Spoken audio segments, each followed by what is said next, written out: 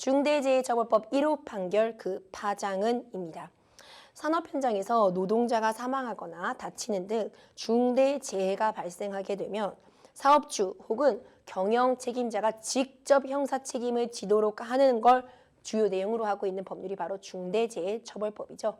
지난해 1월부터 시행이 되고 있습니다. 지난주 이 중대재해법 위반 혐의로 재판에 넘겨진 사건 중 첫 번째 재판 결과 나왔는데 소개 좀 해주시죠. 예, 작년 1월부터 시행된 거고요.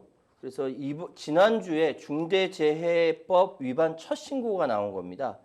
결과만 먼저 말씀드릴게요. 회사 대표가 징역형에 준하는 집행유예를 받게 된 것입니다. 이게 이제 중대재해법 관련 사건에 대한 사법부 판단은 처음으로 법 시행 이후 1년 3개월 만입니다. 1년 3개월. 뭐 사람에 따라서 어떤 길다면 길고 짧다면 짧을 수 있는 시간인데 1년 3개월 만에 나온 것이 이 대표가 집행유예다. 그러니까 여러 가지 시각이 많은 거죠. 이 회사 업종은 건물 건설업입니다. 파트너스라고 하고요. 대표 A씨에게 징역 1년 6월 집행유예 3년을 선고했습니다. 그리고 파트너스 법인에는 벌금 3천만 원, 안전관리자인 현장 소장에게는 벌금 500만 원을 각각 선고했는데 현장에서 하도급 노동자가 추락사를 거예요. 근데 이런 일들이 굉장히 많았거든요. 그런데 그런 일들이 많이 있었는데 이것이 법으로 적용된 것이 처음입니다. 검찰은 파트너스가 안전대 부착, 작업계획서 작성 등 안전보건 규칙상 조치를 제대로 하지 않아서 근로자가 사망에 이른 것을 보고 대표 A씨에게 징역 2년을 구형했다가 나중에 1년 6개월 그리고 집행유예를 받게 된 것이죠. 이제 특히 유족에게 진정 어린 사과와 함께 위로금을 지불하고 유족이 처벌을 원하지 않는다. 이걸 고려했다라고 이야기하고 있습니다. 네. 그런데 사실 이게 1호 판결이라서 관심이 쏠렸는데 이건 이제 법률 쪽으로 여쭤봐야 되는 거니까 중대재해법이 모든 건설 현장에 적용되는 건 아니죠. 네, 모든 경영 책임자가 이 책임을 부담하는 것은 아닙니다. 조건이 또 법에 명시가 되어 있는데요. 상시 근로자가 50인 이상인 사업장에서 사망 등 이제 중대 재해가 발생할 경우 그리고 사고 예방 의무를 다하지 않고 사업주 경임 책임자가 그 의무를 다하지 못했을 때 이를 처벌하는 내용을 담고 있습니다. 건설 현장 공사 금액이 이제 50억 원 이상일 경우에 적용이 되게 되고요. 법정형은 징역 1년 이상 징역형 또는 10억 원 이하의 벌금으로 또 좀 중하게 규정이 되어 있습니다. 재판부가 어떻게 이번 사건 집행유예 판단한 건지 조금만 더 깊게 살펴주시죠. 자, 이 처벌에 대해서 어떤 사람은 이건 과하다. 맞아요. 어떤 사람은 솜방망이다. 그렇죠. 각각의 입장에 따라서 바라보는 관점이 다릅니다. 네. 사실 2년 전에 국회에서 그러니까 정확히 말씀드리면 2021년 1월 8일 날 이 법이 통과될 때부터 이미 원청 사장님의 의무는 명확하게 규정되어 있습니다. 중대재해처벌 등에 관한 법률 5조에 사업주 또는 경영 책임자 등은 제3자에게 도급, 용역, 위탁 등을 행한 경우에는 제3자의 종사자에게 중대산업재해가 발생하지 아니하도록 안전 및 보건 확보 조치를 하여야 한다. 사실 이거는 굉장히 이렇게 뭐랄까 당연한 거거든요. 근데 지금까지 지켜지지 않았기 때문에 대한민국의 근로자는 또는 노동자라고 불리는 사람들은 하루에 한 사람씩 죽는다. 이런 얘기가 너무 많았기 때문에 중대재해처벌법이 만들어진 겁니다. 근데 여기에 대해서 이번 사건에 대해서 판사님이 거의 판결문에 조항이 거의 복부 수준으로 들어갔어요. 네. 그러니까 판결문 내용 보면 방금 말씀드렸던 그 내용이 거의 그대로 들어가 있습니다. 제3자에게 도급 등을 행한 경우에는 블라블라블라 취하여야 한다. 그대로 똑같이 들어가 있어요. 그래서 중대재해법이 만들어진 취지까지 들어가 있습니다. 우리 사회에 빈번하게 발생한 산업재해, 많은 사람들이 가슴 아프게 생각했던 그런 것들에 대해서 사업주 그리고 도급인에 대해서 보다 무거운 사회경제적 책임을 물어야 한다. 이게 상당수 사회적 합의가 이루어졌고 그에 따라 법이 제정됐다. 여기까지 그대로 들어가 있는 겁니다. 판결문 한번 보셨을 텐데 여기에 대해서 우리 변호사님은 어떻게 생각하십니까? 이게 참 어려운 부분이 있어요. 사실 이 법이 만들어진 취지는요. 안전하게 사업장을 관리하자. 사실 예방이 중요한 거지. 어떤 사고가 발생하고 난 다음에 항상 소양간 잃고 외양간을 걸치는 건 안 되잖아요. 그렇기 때문에 가장 중요한 부분은 예방인데 그거를 경영 책임자에게 어떤 형사 책임을 지음으로써 좀 잘 예방을 하게 하자는 취지가 담고 있거든요. 사실 우리가 지금 집행유예라고 하면 너무 가벼운 처벌이 아니라고 생각하시는 분들도 있고 실제로 또 경영 일선에서는 이건 리스크다. 예. 이제는 전혀 이 공사에 관여하지 않은 뭐 경영 책임자까지 내가 직접 형사 책임을 진다고 한다면 이건 리스크다. 누가 이제 공사 나서려고 하겠냐 이런 얘기도 나오고 있어요. 그렇다 보니까 우리가 지금 당장 이 처벌에 집중하기보다는 저는 진짜로 이런 사고를 예방할 수 있는 방안이 뭐가 있을지 더 페널티를 물리고 금전적으로 더 큰 벌금을 물리는 방안 등도 좀 함께 고민해야 되지 않나 이런 생각이 듭니다. 예. 우리 평론가님 노동계와 경영계 반응 엇갈릴 수밖에 없을 것 같아요. 그렇죠. 사실은 예전에 산업안전보건법이 있는데 중대재해처벌법이 있다라는 것은 한쪽은 안전, 한쪽은 처벌 이렇게 대비가 되는 것처럼 보이긴 하는데요. 어쨌든 지금 노동계와 경영계, 경영계와 노동계는 서로 형량이 과하다 또는 형량이 솜방망이 처벌이다 서로 갈등을 하고 있습니다. 중대재해처벌법에 관한 법률 이번 사건에 대해서 노동계는 중대재해처벌법을 종이호랑이로 만들고 있다. 종이호랑이 아무 쓸모없는 법이라는 것이죠. 이게 이번에 중대재해법 위반 혐의로 기소가 된 파트너스의 벌금 3천만 원 그리고 회사 대표 징역 1년 6월에 집행유예 3년 그리고 공사 현장 관리자의 벌금 500만 원. 누가 봐도 노동계 쪽에서 보기에는 미약한 처벌이라고 한국노총과 민주노총 모두 다 그렇게 이야기를 하고 있고 특히 노동계 쪽에서 불신을 갖고 있는 검찰이 집행유예가 예상되는 2년을 구형했고 법원은 집행유예 선고에 그쳤고 대법원 양형위원회가 산업안전보건법 위반 사망에서도 2년에서 5년까지를 양형 기준으로 하고 있는 현실에서 1년 6개월이라는 것은 그리고 집행유예 3년 선고는 너무 낮은 형량이다 이렇게 이야기하고 있습니다. 그리고 반면에 경영계는 경영 부담의 리스크가 현실화됐다면서 우려를 표하고 있는데요. 제가 이어서 계속 말씀드리겠습니다. 사실 방금 변호사님께서 말씀하셨던 것처럼 중대재해법 시행된 이후 첫 번째 판결이기 때문에 파트너스 이번 판결에서 많은 사람들이, 많은 언론들이, 많은 시선들이 모인 건 사실인데 네. 여기서 징역 1년 이상이 나왔다. 산업안전보건법보다 더 강한 형량을 선고했다. 이 자체가 경영자들한테는 굉장히 부담으로 다가오는 그렇죠. 거죠. 그럴 수 있죠. 예, 충분히 그 부분에 대해서 이해를 합니다.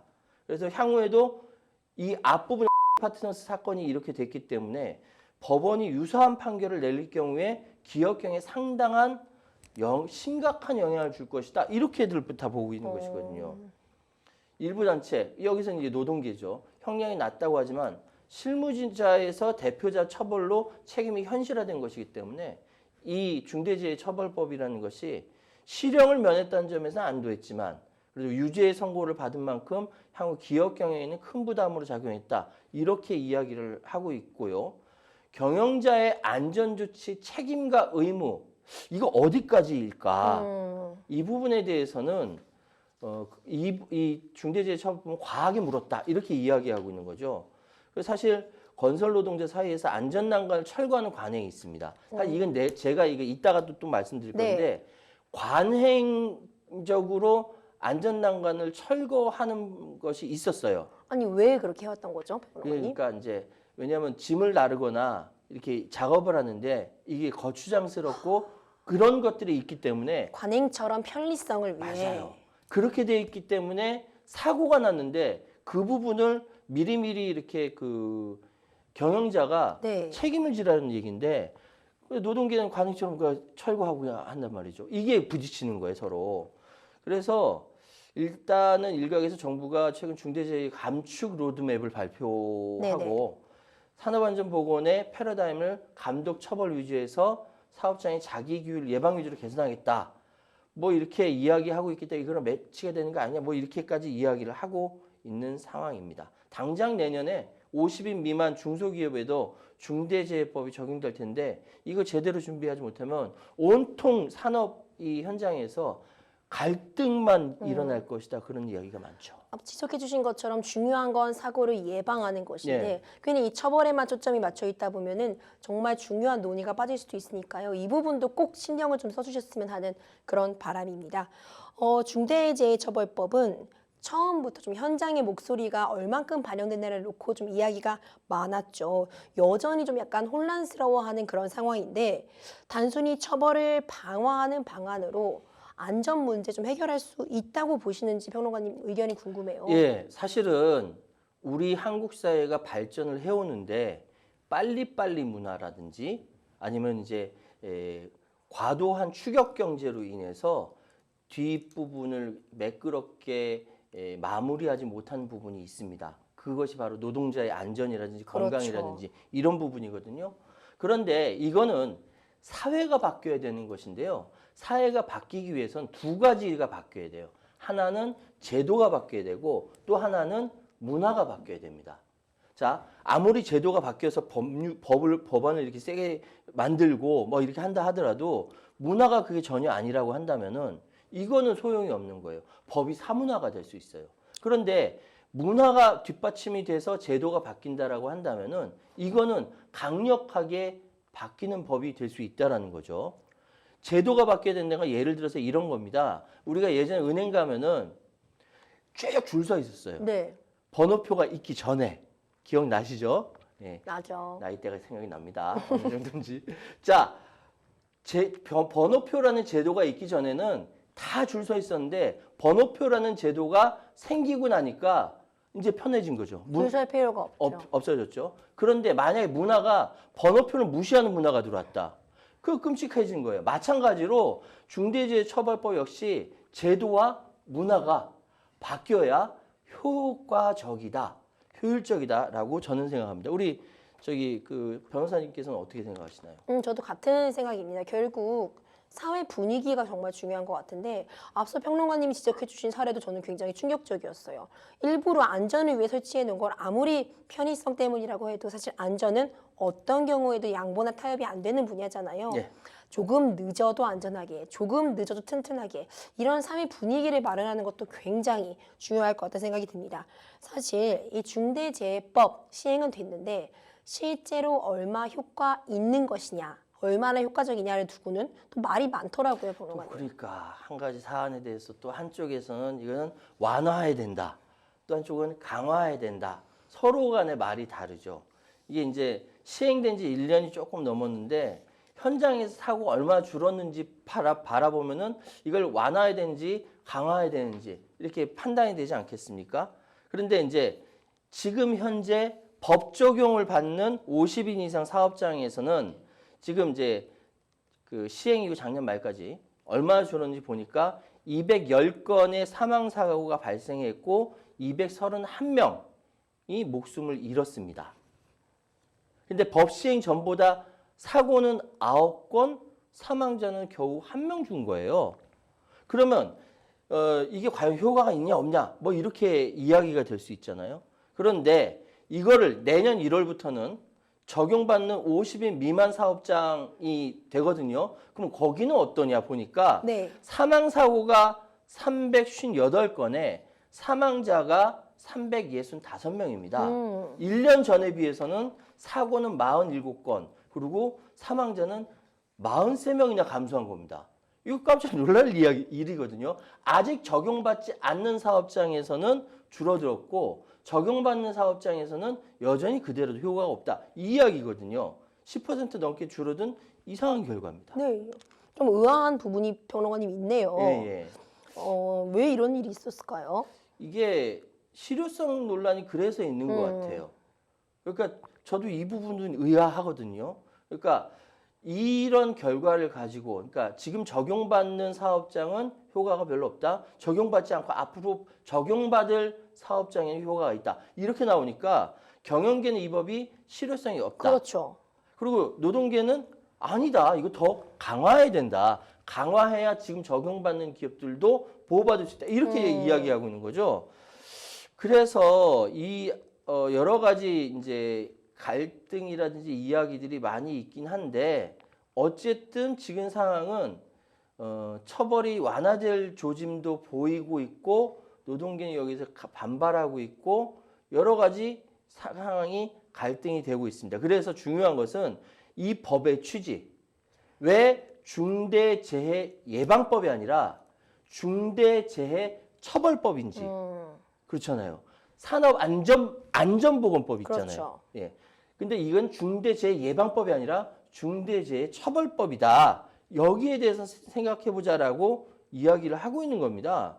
그러니까 사실 중대재해를 막기 위해서 산업안전보건법에도 아주 세세하게 규정되어 있고 현장 책임자를 처벌할 수까지 있는데 이 중대재해처벌법은 현장 책임자뿐만 아니라 더 올라가서 이 대표까지 경영 책임자까지 처벌하자는 것이기 때문에 이 사항에 대해서 되돌려서는 안 된다라는 것이 노동계의 굉장히 강력한 주장입니다. 그렇군요. 지금은 50인 이상 근로자를 같이 일하고 있는 사업장에만 중대재해처벌법이 적용이 되고 있는데 지난해 공기업 산재 사망자 수가 민간 기업보다 큰 폭으로 감소했다. 이런 또 결과가 있더라고요. 맞아요. 그래서 야 이건 또 희한하다라는 생각이 들었거든요. 사업장에서 한 명 이상의 사망자가 발생하거나 6개월 이상 치료가 필요한 부상자가 2명 나왔을 경우 사업주나 경영 책임자에게 안전조치를 소홀히 한 책임을 묻도록 하는 것이 바로 이 중대재해처벌법입니다. 그래서 지금까지 14건이 모두 이제 재판에 넘겨졌고 그 중에 처음으로 한 건이 기소가 된 게 제가 초두에 말씀드렸던 온유파트너스 사례인데요. 근데 이 가운데 공기업에서 산재 사망자가 급감한 것으로 나타났습니다. 그러니까 지난해 공기업과 준정부기관 산재 사망자는 10명입니다. 네. 최근 5년 동안 최저를 기록한 거예요. 그렇군요. 그러니까 2018년부터 21년까지 20명 이상 기록을 하다가 사망자가요. 지난해 7명, 그러니까 이게 7명으로 줄었고 준정부 기관에는 3명까지 감소한 거예요. 그러니까 모두 10명으로 줄어든 거죠. 사실 지금 얘기할 때 공기업이나 준공기업이나 편한 데 아니야? 라고 얘기할 수 있는데 그렇지가 않습니다. 한국도로공사라든지 한국토지주택공사 이런 데서는 현장 노동자들 굉장히 많아요. 실제로. 근데 여기서 확 줄어들었다는 것이죠. 그래서 이 부분, 그러니까 공공기관 안전 TF라는 게 구성되면서 그것이 실질적으로 정부에 직접적으로 영향을 미치는 데이기 때문에 그렇지 않을까, 이런 결과가 나오지 않을까 조심스럽게 추정해 봅니다. 네, 그런가 하면 정부는 이 획기적인 중대재해를 줄이기 위해서는 예방이 중요하다. 처벌보다 예방이 중요하다는 전제 하에 개선 논의에 착수했습니다. 지난 1월에는 관련 태스크포스도 출범을 했는데 어떤 내용을 가고 있나요? 예, 중대재해 태스크포스, 그러니까 쉽게 말씀드려서 이 상황에 대해서 다시 한번 손질을 해보자라는 것인데요. 고용노동부가 노동자 사망 사고 등 발생 시 사업주나 경영자가 책임지는 이 부분에 대해서 좀 실질적으로 효과가 있는지 없는지 여기에 대해서 검토를 하기 위해서 태스크포스를 이렇게 발족을 한 거죠. 이 권기석 고용노동부 차관이 현장에서 강한 처벌을 회피하기 위해 형식적인 의무 이행과 중대재해 예방과 관계없는 광범위한 서류 작업이 나타나고 있다. 실질적으로 보호를 해야 되는데 그걸 위해서 엉뚱한 작업을 많이 하고 있다. 비효율적이다. 이런 지적을 하면서 실질적으로 이 TF는 산업안전법령, 형사법, 경제법, 산업안전보건 분야에 학계를 중심으로 지금 8명이 구성되어 있거든요. 이 부분이 중대재해법의 입법 취지를 달성하는데 장애가 있다면은 과감하게 이 부분에 대해서 개선 방안을 찾는 것이 중요하다라고 이야기를 하고 있는 것이죠. 사실 경영계든 노동계든 정부 국민 누구나 할 것 없이 산업재해 예방이 중요하다는 것에 모두 동의하고 계실 것 같아요. 현재 논의 중인 중대재해처벌법 개선 평론가님 어떤 방향으로 이루어져야 된다고 보십니까? 예, 저는 이 부분은 노동계만 막 열심히 노력한다라고 해서 되는 것도 아니고요. 경영계가 어떻게 이렇게 법률 이렇게 손질한다고 해서 해결되는 문제가 아닙니다. 사람의 생명이 달린 문제고 안전에 관련된 문제이기 때문에 그래서 제가 아까 말씀드렸던데 이거는 제도는 제도대로 문화는 문화대로 바뀌어가야 된다고 생각하고 우리가 사실 주 5일제 맨 처음 실시한다라고 했을 때 난리 났었거든요. 우리 한국 사회.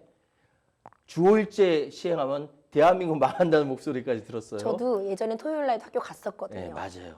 저도 토요일 날 도시락 싸들고 학교 갔었어요. 저는 급식이니까 좀 선을 긋겠습니다. 네, 정영아님. 제가 조금 더. 그런데 대한민국이 주 5일제 해도 망하지 않았습니다. 오히려 노동자들의 휴식을 보장함으로 말미암아 생산 효율이 더 높아졌죠. 자, 이번엔 제도와 문화가 함께 변화해야 한국 사회가 선진국으로 비로소 인권, 안전, 건강, 노동자의 건강까지 생각하는 선진국으로 제대로 자리매김할 수 있다라고 말씀드릴게요.